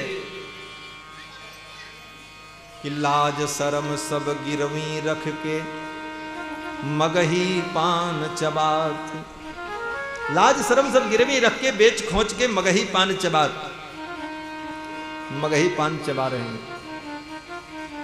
और इनको लाज नहीं आती। सखियां कहती हैं देखो कैसे निर्लज्ज हैं। तो सखियां जब महाराज दशरथ को व्यंग वचन सुनाने लगी तो भगवान श्री राम जी को हंसी आ गई। तो सखियों ने कहा, बस यही तो हम चाहते थे, दुल्हा की मंद मुस्कान, तिरछी तकान, भौहें कमान, यही तो देखना चाहते। दुल्हा सरकार ने मुस्कुरा दिया तो मेरा गाना सार्थक हो गया। सखियां कहती हैं कि नारायण के व्यंग वचन सुनी दुल्हा मंद मुस्कात। सखियों के व्यंग वचन को सुनकर दुल्हा सरकार मुस्कुराने लगे। सखियों ने आनंद पूर्वक दुल्हा सरकार की आरती उतारी, बारातियों का स्वागत किया। ससुराल में तो ऐसी ही स्वागत होती, आप लोगों को तो पता ही होगा। साधु महात्मा लोग क्या जाने, क्या जी, आपको तो जरूर पता होगा। सखियों ने स्वागत किया है। द्वार पर जब बारात पहुंच गई तो सखियों ने कहा कि अब सरकार सवारी से उतरिए और पैदल चलिए। तो राम जी ने कहा, पैदल? बोले हाँ, घर के अंदर घोड़ा थोड़ी जाएगा, मंडप तक तो पैदल जाना पड़ेगा। तो राम जी थोड़ा संकुचित हुए। लक्ष्मण जी ने सोचा ये तो शान के खिलाफ है, हम पैदल नहीं जाएंगे। ससुराल में दुल्हा की थोड़ी अकड़ होती है ना। तो सखियां भी मिथिला की सखियां हैं, किसी से कमजोर नहीं है। मिथिला की सखियों ने कहा कि कचरत पान मंद मुस्कात, करत कमाल छवि रेशमी रुमाल की, बोलियो विचार न तो होए शिष्टाचार, खूब लीजिए निहार झांकी परिछन के थाल की। बहुत सोच समझ करके बोलिएगा। देख लीजिए ये परिछन की जो थाली है, हम लोग शिष्टाचार करना जानते हैं। बोलियो विचार न तो होए शिष्टाचार, खूब लीजिए निहार झांकी परिछन के थाल की। तो सखियों ने जो थाली ले रखा था उस थाली को दुल्हा सरकार ने देखा। थाली में एक दीपक जल रहा था और उसी थाली में एक इतना बड़ा लोढ़ा रखा हुआ था। राम जी ने सोचा दीपक तो आरती उतारने के लिए, लोढ़ा क्या करेंगे, इसका क्या उपयोग है। राम जी समझ नहीं पाए। तो सखियां कहती हैं कि लीजिए निहार झांकी परिछन के थाल की, आरती की बाती में छिपाए लोढ़ा ताती कर। आरती की बाती में लोढ़ा को ताती करेंगे। ताती बोले तो तप्त गरम। आरती की बाती में छिपाए लोढ़ा ताती कर, सारी और सरहज सब सिकाई करें गाल की। गाल की सिकाई करेंगे, फिर ये गाल बजाना जो है ये बंद हो जाए। आप बहुत गाल बजाते हो। लक्ष्मण जी थोड़ा तनमना गए, ऐसा बोलती। लक्ष्मण जी का तो स्वभाव है ना, सखियों ने देखा है इनके स्वभाव को धनुष भंग के प्रसंग में। तो सखियों ने सोचा थोड़ा लक्ष्मण जी से भी मस्खरी कर ली जाए। तो सखियों ने जब इस प्रकार कहा तो लक्ष्मण जी थोड़ा रोष में आए। लक्ष्मण जी कुछ बोलना चाहते थे, तब तक सखियों ने उनका नाम ले लिया। सखियां कहती हैं, करी के ख्याल लक्ष्मण लाल सुनो, न बजई हो यहां गाल, ये गली है ससुराल की। यहां गाल मत बजाना, ये आपका अयोध्या नहीं है, ये ससुराल की गली है। लक्ष्मण जी ने कहा तो क्या होगा? सखियों ने कहा अभी आपको पता नहीं है क्या क्या होगा, कुछ भी हो सकता है। लक्ष्मण जी ने कहा क्या होगा? सखियों ने कहा महाराज ये आपका घर नहीं है, ससुराल है, बस इतना ध्यान दीजिएगा। घर ना ही ससुरारी है, इतना बुझिया पक्का। और बड़े बड़े लोगन के छूटे ससुरारी में छक्का। बड़े बड़े लोगों का छक्का ससुराल में छूट जाता है, सारी हैकड़ी गुम हो जाती, सारी बुद्धि फेल हो जाती। सखियों ने कहा करी के ख्याल लक्ष्मण लाल सुनो, न बजई हो यहाँ गाल, ये गली है ससुराल की।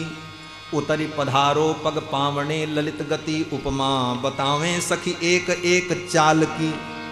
अब आप उतरो और पैदल चलो, हम आपके चाल की उपमा बताएंगे, आप कैसे चलते हो। राम जी तो बड़े चक्कर में पड़े, ये नई समस्या आ गई। सखियों ने कहा नहीं सरकार, आप उतर करके पैदल मंडप में पधारिए। आप जब पैदल चलेंगे तो हम आपके चाल को देख करके आपकी उपमा बताएंगे, आप कैसे लगते हैं। उतरी पधारो पग पावने ललित गति, उपमा बतावें सखी एक एक चाल की। राम जी ने कहा चाल बताने की क्या जरूरत है, हमारी चाल ठीक है। सखियों ने कहा सरकार आपके लिए ठीक है, लेकिन हम भी तो देख लें आपकी चाल कैसी है। तो लक्ष्मण जी ने कहा चाल देख करके क्या करोगी? तो सखी ने कहा देखो भाई, आपके साथ किशोरी जी का विवाह होना है, उर्मिला जी का विवाह होना है, मांडवी का श्रुतकीर्ति का विवाह होना है, और जिस दुल्हे के साथ हम अपनी कन्या का ब्याह करेंगे उसका चाल चलन तो देखना ही पड़ेगा। उसका चाल कैसा है, उसका स्वभाव कैसा, उसकी चलन कैसी। जिसका चाल चलन अच्छा नहीं होता, वो ठीक नहीं होता, तो हम थोड़ी चाल आपकी देखेंगे, थोड़ी चलन देखेंगे। तो राम जी ने कहा ये तो पहले देखना चाहिए था, विवाह तय होने के पहले। विवाह तय हो गया, बारात दरवाजे पर आ गई, और अब चाल देखने का समय। कुल खानदान गोत्र गुण विद्या ज्ञान धन, इन सब विषयों पर विचार तो पहले करना चाहिए। राम जी चाल ठीक नहीं होगी तो बारात को लौटा दी जाएगी, और क्या होगा।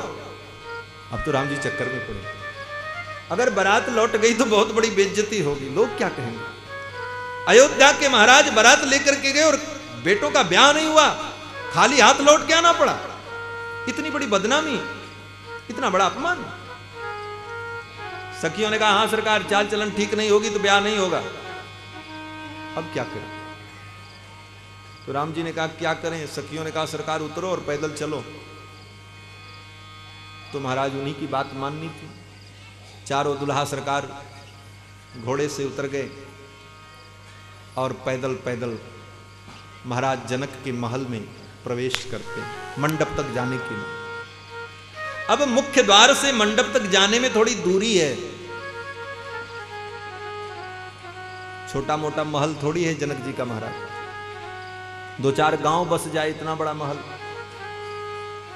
अब द्वार से मंडप तक जाने में थोड़ा समय लगेगा। पैदल पैदल चल रहे हैं चारों दुल्हा सरकार, सखियां देख रही हैं, और चल कैसे रहे हैं, बड़े धीरे धीरे चल रहे हैं। ससुराल में दुल्हा बहुत धीरे धीरे चलता है, अगर कोई न कहे चलने को तो चलता ही नहीं, खड़ा ही रहता है। और नाव पकड़ करके, और कौन कौन से लोग होते हैं ना वो चलाते रहते हैं, अब यहाँ बैठो, अब वहाँ बैठो, अब ये करो, अब वो करो, अब वो करो। वो अपने से कुछ नहीं करते। चारों दुल्हा सरकार बड़े धीरे धीरे चल रहे हैं। तो एक सखी ने कहा ये दुल्हा सरकार बड़े धीरे धीरे चरण रख रहे हैं, कैसे लगते हैं। जरा उपमा बताओ। तब एक सखी बता रही है कि पग धीरे कैसे दूल्हा धरत है सखी, पग धीरे कैसे दूल्हा धरत है सखी, पग धीरे कैसे दूल्हा धरत है सखी, पग धीरे कैसे दूल्हा धरत है सखी, पग धीरे कैसे दूल्हा धरत है सखी, पग धीरे कैसे दूल्हा धरत है सखी, चले धीरे जैसे कोल्हू के बरद है सखी,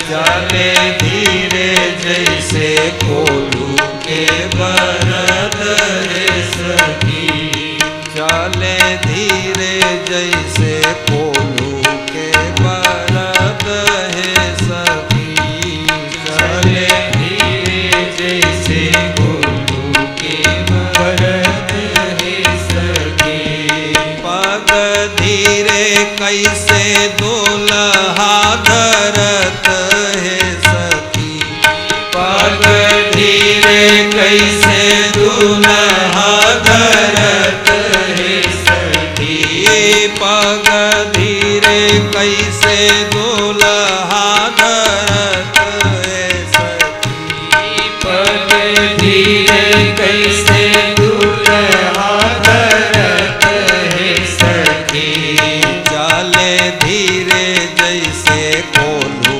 के बरद है सखी, चले धीरे जैसे कोल्हू के बरद है सखी।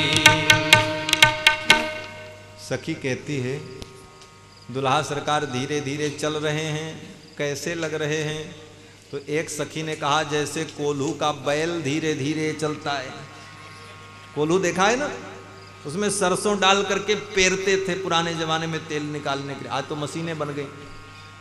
तो कोल्हू में चलने वाले जो बैल होते हैं ना, उनको बड़ी परिश्रम पड़ता है, बहुत परिश्रम होता है, तो बड़े धीरे धीरे चलते हैं। तो सखी कहती है कि चले धीरे जैसे कोल्हू के बरद है सखी, चले धीरे जैसे कोल्हू के बरद है सखी, चले धीरे जैसे कोल्हू के बरद है सखी, चले धीरे जैसे कोल्हू के बरद है सखी, ऐसी उपमा में कवन विवेक है सखी, ऐसी उपमा में कवन विवेक है सखी, ऐसी उपमा में कवन विवेक है सखी, ऐसे उपमा में कवन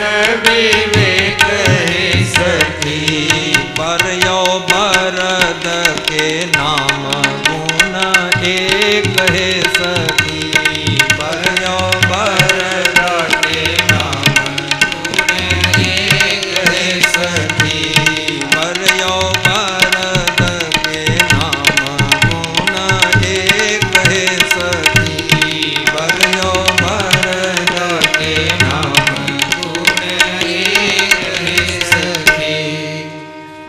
एक सखी ने कहा ये बताओ तुमने जो कोल्हू के बैल की उपमा दी, इस उपमा से इनका क्या मेल है, ये बताओ।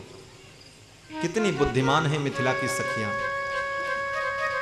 सखी कहती है कि ऐसी उपमा में कौन विवेक है सखी, ऐसी उपमा में कौन सा विवेक है, कौन सी बुद्धिमानी है। तो सखी कहती बर और बरद के नाम गुण एक है सखी। ये दुल्हा जो है ना, इनका नाम और बरद जो कोल्हू में चलता है, वो दोनों के नाम भी एक हैं और गुण भी एक हैं। बोले अच्छा, कोल्हू में जो चलता है उसको क्या कहते हैं? बोले बरद। बरद का क्या अर्थ है? जो कुछ देता है उसको बरद कहते हैं, इसीलिए उसका नाम बरद है। वो अन्न देता है, खेती करता है, परिश्रम करता है, उससे हम सुखी होते हैं, इसलिए उसका नाम बरद। सखी कहती ये भी बरद है। भगवान का भी एक नाम बरद है, वरदराज। और ये क्या देते हैं? बोले ये वरदान देते हैं। बरम ददाती थी बरदा, जो वरदान दे वो बरद। तो ये भी बरद हैं, वो भी बरद है। बरो बरद के नाम गुण एक है सखी। तो दूसरी सखी ने कहा ये बताओ, तुमने तो इनको कोल्हू का बैल कहा। कोल्हू का बैल तो वो होता है जो सरसों की घानी पेरता है। तो कोल्हू के बरद से इनकी क्या साम्यता है, समानता क्या है? सखी कहती है कि आहे बरद वही जो बरदानी है सखी। आहे बरद वही जो बरदानी है सखी। लेकिन कोल्हू के बरद क्यों प्रमानी है सखी। लेकिन कोल्हू के बरद क्यों प्रमानी है सखी। लेकिन कोल्हू के बरद क्यों प्रमानी है सखी। लेकिन कोल्हू के बरद क्यों प्रमानी है सखी। तेरे कोल्हू में बरद सरसों घानी है सखी। तेरे कोल्हू में बरद सरसों घानी है सखी। तेरे कोल्हू में बरद सरसों घानी है सखी। तेरे कोल्हू में बरद सरसों घानी है सखी। ये 84 लाख जोनी के विधानी है सखी। ये 84 लाख योनि के विधानी है सखी। ये 84 लाख जोनी के विधानी है सखी। ये 84 लाख योनि के विधानी है सखी। सखी कहती है कि कोल्हू का बरद तो सरसों की घानी पेरता है, वो कोल्हू चलाता है। और ये बोले ये भी कोल्हू चलाते हैं। इनका कोल्हू क्या है? बोले ये संसार। इसका एक पाटा धरती है और एक पाटा आसमान है, और ये चल रहा है। चला कौन रहा है? भगवान चला रहे हैं। और इस कोल्हू में किसको डाल करके पीस रहे हैं? बोले जीवात्मा को, हमको, आपको। ये जीवात्मा ही मानो सरसों हैं, और पृथ्वी नीचे का भाग, आकाश ऊपर का भाग, इस दोनों के बीच में सारे जीव अपने कर्म का भोग। सखी कहती है कि ये 84 लाख जोनी के विधानी है सखी। इस यंत्र को ये स्वयं चला रहे हैं। गीता में भगवान ने कहा भी है कि भ्रामयन् सर्वभूतानि यंत्रारूढ़ानि मायया। मैं ही सबको नचा रहा हूं। सखियों के इस पद में कितना बड़ा वेदांत भरा है। मिथिला की सखियां हैं महाराज, साधारण नहीं है। सखियां कहती हैं कि ये 84 लाख जोनी के विधानी है सखी। ये 84 लाख योनि के विधानी है सखी। पग धीरे कैसे दुल्हा धरत है सखी। पग धीरे कैसे दुल्हा धरत है सखी। चले धीरे जैसे कोल्हू के बरद है सखी। चले धीरे कैसे कोल्हू के बरद है सखी।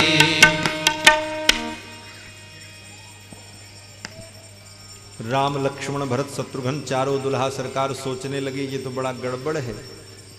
धीरे धीरे चल रहे हैं तो सखियां हमको कोल्हू का बैल बता रही हैं। तो ऐसा करें थोड़ा तेज चलना शुरू कर दे। तो चारों दुल्हा सरकार थोड़ा जल्दी जल्दी चलने लगे, स्पीड बनाया। जब थोड़ा तेज चलने लगे तब सखियों ने कहा अब बताओ दुल्हा सरकार कैसे लग रहे हैं। अब थोड़ी चाल तेज हो गई, कैसे लगते हैं। तब एक सखी कहती है कि डेग लंबी अब चाल कैसे लागे है सखी, डेग लंबी अब चाल कैसे लागे है सखी, डेग लंबी अब चाल कैसे लागे है सखी, डेग लंबी अब चाल कैसे लागे है सखी, जैसे बंधन से छूटी आज भागे सखी, जैसे बंधन से छूटी आज भागे है सखी, जैसे बंधन से छूटी आज भागे सखी, जैसे बंधन से छूटी आज भागे है सखी। सखी कहती है अब लंबी लंबी डेग चल रहे हैं दुल्हा सरकार कैसे लग रहे हैं। तो सखी ने कहा लगता है जैसे जैसे बंधन से छूट अज भागे है सखी। अज बोले तो बकरा, बकरे को अज कहते हैं और बकरी को अजा कहते हैं। सखियां कहती हैं जैसे किसी बकरे को बलि चढ़ाने के लिए बांध के ले जाओ और कहीं उसको पता चल जाए कि मेरी बलि होने वाली है, और अगर कहीं उसका बंधन खुला तब बोले फिर तो महाराज वो अपना जान प्राण लेकर के भागेगा। सखियां कहती जैसे बंधन से छूट करके अज भागता है उसी प्रकार ये भाग रहे हैं। जैसे बंधन से छूटी आज भागे सखी, जैसे बंधन से छूटी आज भागे सखी, आज बकरा के लोग कहाँ है सखी, आज बकरा के लोग कहाँ है सखी, आज बकरा के लोग कहाँ है सखी, आज बकरा के लोग कहाँ है सखी, आज ये हूँ आज आजा इनके रहे हैं सखी, आज ये हूँ इनके आजा आज रहे हैं सखी।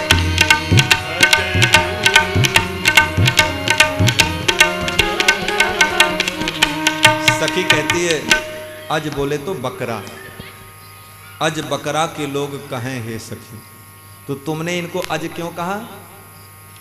तो सखी कहती है कि अज ये भी हैं। बोले ये कैसे अज हैं। बोले इनका एक नाम है अज। सही में भगवान का एक नाम अज है। अज माने अजन्मा, जिसका जन्म नहीं होता। भगवान जन्म नहीं लेते, भगवान प्रकट होते हैं और अंतर ध्यान होते हैं। भय प्रकट कृपाला दीन दयाला कौशल्या हितकारी। अजन्मा है। अजाय मानो बहुधा विजायते, वेद कहता है। अजो शाश्वतोयम, ये अज है, शाश्वत है परमात्मा, इसलिए इनका नाम अज है। और सखी कहती दूसरा कारण, बोले इनके जो बाबा थे उनका भी नाम अज था। दशरथ जी महाराज के जो पिता थे उनका नाम क्या था, अज। तो अज के खानदान में जो पैदा होगा वो अज ही न होगा, दूसरा कौन। सखी कहती ये भी अज हैं और इनके बाबा भी अज थे, इसलिए मैंने बकरा कहा।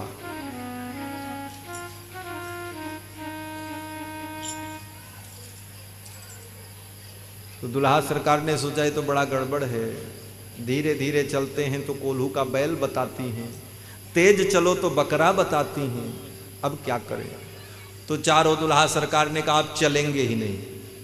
खड़े हो गए आंगन में, खड़े हो गए चारों दुल्हा सरकार। तो सखियों ने कहा अब कैसे लग रहे हैं जरा बताओ। सखी कहती है कैसे लागे अब अंगना में ठाड़े सखी, कैसे लागे अंगना में ठाड़े सखी, कैसे लागे अब अंगना में ठाड़े सखी, कैसे लागे अब अंगना में ठाड़े सखी, जैसे अंगना में नील खम्भ गाड़े सखी, जैसे अंगना में नील खम्भ गाड़े सखी, जैसे अंगना में नील खम्भ गाड़े सखी, जैसे अंगना में नील खम्भ गाड़े सखी। सखी कहती है लगता है अब ये खड़े हैं, लगता है जैसे आंगन में 4 खंभे गाड़ दिए गए हो। 2 खंभा नीलमणि के, भरत और राम जी नीलमणि के समान है। सखी कहती है लगता है जैसे 2 खंभे नीलमणि के हैं, और लक्ष्मण जी और शत्रुघ्न जी बोले ये 2 लग रहे हैं जैसे स्वर्ण के खंभे गड़े हो। सुवर्ण नीलमणि खंभ गाड़े है सखी, जैसे खंभे गड़े हो। अब तो दुल्हा सरकार ने सोचा धीरे चलो तो कोल्हू बताती हैं, तेज चलो बकरा कहती हैं, खड़े हो जाओ तो खंभा बताती हैं, क्या करे, कोई रास्ता नहीं। दूसरी सखी ने कहा ये बताओ, दुल्हा को खंभा बता दिया, उपमा जो है समान गुण धर्म में होती, साधर्म्य में उपमा होती, ये उपमा का नियम है। खंभा तो जड़ है और दुल्हा तो चेतन है, तो जड़ से चेतन की उपमा ये ठीक नहीं है। बड़ी विदुषी हैं सखियां, विद्वान है। एक सखी कहती है कि जड़ के साथ चेतन की तुलना ये ठीक नहीं। सखी कहती है खंभ जड़ किंतु दुल्हा चैतन्य है सखी, खंभ जड़ किंतु दुल्हा चैतन्य है सखी, खंभ जड़ किंतु दुल्हा चैतन्य है सखी, खंभ जड़ किंतु दुल्हा चैतन्य है सखी, जड़ चैतन्य में राम अन्य है सखी, जड़ चैतन्य में राम है सखी, जड़ चैतन्य में राम नहीं अन्य है सखी, जड़ चैतन्य में राम नहीं अन्य है सखी।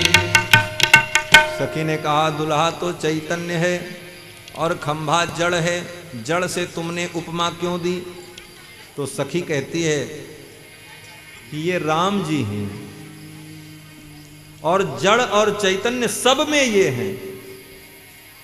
जड़ चैतन्य में राम नहीं अन्य है सखी, हे सखी जड़ और चेतन में सब में ये व्याप्त हैं। अंतर्बहिश्च तत्सर्वं व्याप्य नारायण स्थितः, अंदर बाहर सब जगह यही तो व्याप्त हैं। जड़ में भी ये हैं और चैतन्य में भी ये बैठे हैं, कण कण में व्याप्त हैं, कण कण में रमण कर रहे हैं, इसलिए इनका नाम राम है। रमन्ते इति रामः। और करते क्या हैं? सखी कहती है सब जगह व्याप्त होकर के ये सबको अपनी उंगली के इशारे पर नचा रहे हैं। सबही नचावत राम गोसाई, सबही नचावत राम गोसाई। सखी कहती है ये सबको नचा रहे हैं। क्या कहती है? इनका उंगली इशारे जग नाचे है सखी, इनका उंगली इशारे जग नाचे है सखी, इनका उंगली इशारे जग नाचे है सखी, इनका उंगली इशारे जग आप बिनु नाचे कैसे बाचे हैं सखी। तब आप बिनु नाचे कैसे बाचे हैं सखी। तब आप बिनु नाचे कैसे बाचे हैं सखी। तब आप बिनु नाचे कैसे बाचे हैं सखी। पग धीरे कैसे दुल्हा धरत है सखी। पग धीरे कैसे दुल्हा धरत है सखी। चले धीरे जैसे कोल्हू के बरद है सखी। चले धीरे जैसे कोल्हू के बरद है सखी। सखी ने कहा, इनका उंगली इशारे जग नाचे है सखी। इनकी उंगली इशारे पर सारा जग नाचता है, तो जो सबको नचाता है उसको भी नाचना पड़ता है। सखी कहती, जब इन्होंने सबको नचाया है तो आज हम लोग सब मिलकर के इनको नचाएंगे। और सखियों ने दुल्हा सरकार को मिथिला के आंगन में नचाना शुरू कर दिया। तब आप बिनु नाचे कैसे बाचे हैं सखी। जब सबको नचाते हैं तो अपने नाचने से कैसे बच सकते हैं, इनको भी नाचना पड़ेगा। सखियों ने जब नचाने की बात कह दी तो राम जी हंसने लगे। राम जी ने सोचा ये तो बहुत गड़बड़ होगा, नाचना पड़ेगा। तो ठाकुर जी मुस्कुराने लगे। और किस प्रकार मुस्कुराते हैं, बोले रुमाल अपने मुख के ऊपर रख करके कोई देख न ले। दुल्हा मुस्कत दे के रुमाल है सखी। दुल्हा मुस्कत मुख दे रुमाल है सखी। दुल्हा मुस्कत मुख दे रुमाल है सखी। दुल्हा मुस्कत मुख दे रुमाल है सखी। झांकी देखी के नारायण निहाल है सखी। झांकी देख के नारायण निहाल है सखी। झांकी देखी के नारायण निहाल है सखी। झांकी देखी के नारायण निहाल है सखी। पग धीरे कैसे दुल्हा धरत है सखी। पग धीरे कैसे दुल्हा धरत है सखी। पग धीरे कैसे दुल्हा धरत है सखी। पग धीरे कैसे दुल्हा धरत है सखी। चले धीरे जैसे कोल्हू के बरद है सखी। चले धीरे जैसे कोल्हू के बरद है सखी। जैसे कोल्हू के बरद है सखी। चले धीरे जैसे कोल्हू के बरद है सखी। सखियों के वचन को सुनकर के दुल्हा सरकार मुस्कुराने लगे। दुल्हा मुस्कत दे मुख रुमाल है सखी। झांकी देख के नारायण निहाल है सखी। इस पद की रचना, इस भजन की रचना पूज्यपाद श्री मामा जी ने की। बक्सर में बड़े अच्छे संत अनंत श्री विभूषित श्रीमन्नारायण भक्तमाली जी महाराज, जिनको लोग मामा जी के नाम से जानते थे, उनका भाव बड़ा अद्भुत था। किशोरी जी को अपना बहन मानते थे, इसीलिए संत लोग उनको प्रेम से मामा कहते थे। क्योंकि राम जी हमारे पिता हैं, जानकी जी हमारी माँ हैं, तो जानकी जी का भाई हमारा कौन होगा? मामा होगा। इसीलिए सभी संत उनको मामा जी कहते थे। नारायण दास जी भक्तमाली जी मामा जी के नाम से प्रसिद्ध थे। अद्भुत कथा सुनाते थे। 12-13 वर्ष की अवस्था में मैंने उनके विवाह उत्सव में जाकर के विवाह का अनुभव किया प्रथम बार अपने स्वामी जी के साथ में। बड़े बड़े संतों का समागम वहाँ होता बक्सर में। अब तो मामा जी नहीं रहे, ये संसार ऐसा है, सबको छोड़ के जाना है। श्री मामा जी महाराज अद्भुत कथा सुनाते थे। और कथा सुनाने से उनको जो कुछ मिलता था भक्त लोग उनको जो देते थे सब बटोर करके रखते थे। और साल में जब ये विवाह महोत्सव आता था तो 10 दिन उनके यहाँ उत्सव होता था, श्री सीताराम विवाह महोत्सव बक्सर में, बिहार में। और कई लाख रुपए उस उत्सव में वो व्यय करते थे। अपने साल भर की सारी कमाई किशोरी जी के ब्याह में खर्चा करते थे, संतों की सेवा कर। मुरारी बापू उनके विवाह महोत्सव में पधारते थे, बड़े बड़े धर्माचार्य आते थे। और उनका भाव आपको बतावें, जिस दिन विवाह महोत्सव समाप्त होता था, संत लोग विदा होते थे, उसके पहले वो अगले वर्ष की पत्रिका छपा करके रखते थे कि अगला उत्सव कब होना है। और जाते समय संत महाराज को विदाई देते समय अगले वर्ष का निमंत्रण एडवांस दे देते थे और कहते थे महाराज अब आप ये मत कहना कि हमको पता नहीं चला, मैं 1 वर्ष पहले आपको निमंत्रण दे रहा हूं और मेरे विवाह महोत्सव में आपको आना है, सादर आमंत्रित है। ऐसा उनका भाव होता। सभी संत बिना बुलाए उनके विवाह महोत्सव में पधारते थे। लेकिन काल की लीला बड़ी विचित्र है। इस संसार में सबको आना है, सबको जाना है। जातस्य ही ध्रुवो मृत्यु ध्रुवम जन्म मृतस्य च। आज के 2 वर्ष पूर्व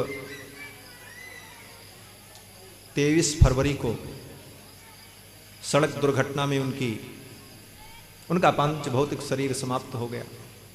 लेकिन आज भी उनकी वाणी, उनके भाव पदों में विद्यमान हैं। अद्भुत संत थे। उन्हीं का ये पद है, झांकी देख के नारायण निहाल है सखी। दुल्हा की इस झांकी को देख करके नारायण निहाल हुए। इसी भाव के साथ वाणी को विश्राम देंगे। दुल्हा सरकार मंडप में पधार चुके हैं। अब सखियां तब तक हास विनोद करेंगी। आगे की कथा कल सुनाएंगे। अभी तो विवाह का उत्सव चलना ही है। अभी तो 3 दिन है विवाह महोत्सव। आनंद से विवाह का आनंद लें। राम जी की कथा में विवाह तक की कथा में ही आनंद है। आगे तो सब रोने वाली कथा है। राम जी वन में गए, सब रो रहे हैं। अयोध्यावासी भी रो रहे हैं, राम जी भी रो रहे हैं, दशरथ जी भी रो रहे हैं। आगे तो सब कथा महाराज करुण कथा। कारुण्यम भवभूत रेव तनुते। भवभूति ने भगवान राम के जीवन में करुणा का प्राधान्य बताया। तो आगे का सारा चरित्र तो करुण रस प्रधान है। लेकिन आनंद प्रद चरित्र विवाह तक का चरित्र है। खूब आनंद लें। रामायण कथा तो सबको मालूम है। हमसे ज्यादा जानने वाले सब बैठे हैं। रामायण सबको मालूम है। एक एक पंक्ति रामायण की सबके जिह्वा पर रहती। हम क्या सुनाएंगे, लेकिन आनंद लेकर के विवाह तक का आनंद लें। आगे की चर्चा कल के सत्र में। आज के सत्र का यहीं पर विश्राम। पूरी शक्ति के साथ भगवान के नाम का जय घोष करें। बोलो चारों दुल्हा सरकार की जय। चारों दुल्हन महारानी की जय। सबरी नारायण भगवान की जय। अभी राम जय जय रघुपति राघव राजा राम पतित पावन सीताराम। रघुपति राघव राजा राम पतित पावन सीताराम। रघुपति राघव राजा राम पतित पावन सीताराम। रघुपति राघव राजा राम पतित पावन सीताराम। सीतारामचंद्र भगवान की जय। शबरी नारायण भगवान की जय। आज के आनंद की जय। जय जय सीताराम।